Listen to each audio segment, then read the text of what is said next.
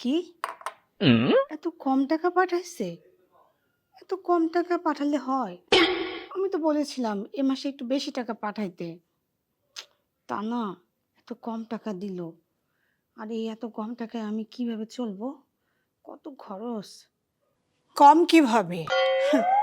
আমার ছেলে তো পাঠাইছে। মা, সব টাকা কই যায়? কই যায় মানে? তুমি তো সব টাকা খরচ করো। আমি আমি তো হিসেব করে চলি। তুমি যে সব সময় বাপের বাড়িতে টাকা পাঠাও, বন্ধু বান্ধবী নিয়ে ফুর্তি করে বেড়াও, তুমি কি ভাবছো আমি কিছু বুঝি না? মা, কি বললেন আপনি? আমি আমার বাপের বাড়িতে টাকা পাঠাই? এই কথা আপনি বলতে পারেন না। আজ পর্যন্ত আমি আপনার ছেলের একটা টাকা আমার বাপের বাড়িতে পাঠাই নাই।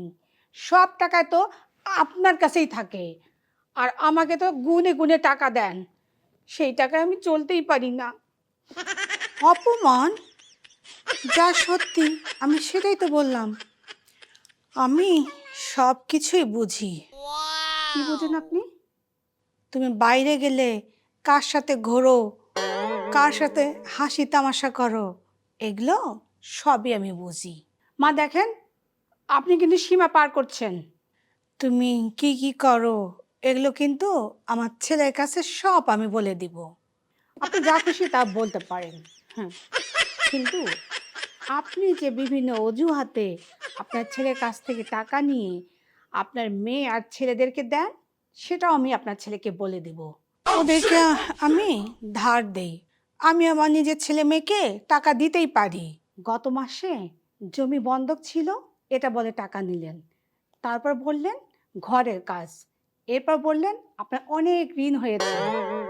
এইসব বলে ছেলের কাছ থেকে টাকা নিলেন। আর আসল কথা তো আমি বলিই নাই। সব টাকা তো আপনি আপনার ছেলে মেয়েদেরকে দেন। আর ওরা তো আমার ছেলে মেয়ে। তাহলে আমি কে? তুমি আমার ছেলের বউ। আমি ছেলে বউ বলে আপনার কোনো দায়িত্ব নাই? হ্যাঁ, বুঝলাম আপনার কোনো দায়িত্ব নাই, কিন্তু আপনার ছেলের তো দায়িত্ব আছে। ছেলের দায়িত্ব পালন করতে দেন।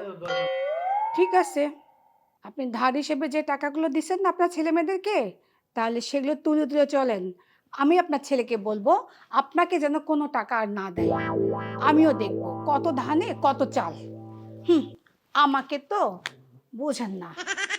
আমার ছেলের টাকা আমি কারে দিব আর কারে দিব না সেটা কি আমি তোরে জিগাবো নাকি? আর আসছে আমারে বলে টাকা দিব না। কত বড় সাহস! ছেলেকে আমি পালছি আর আমাকেই বলে আমার ছেলের টাকা আমাকে দিবে না। ও আম্মা জান, আপনার শাসনে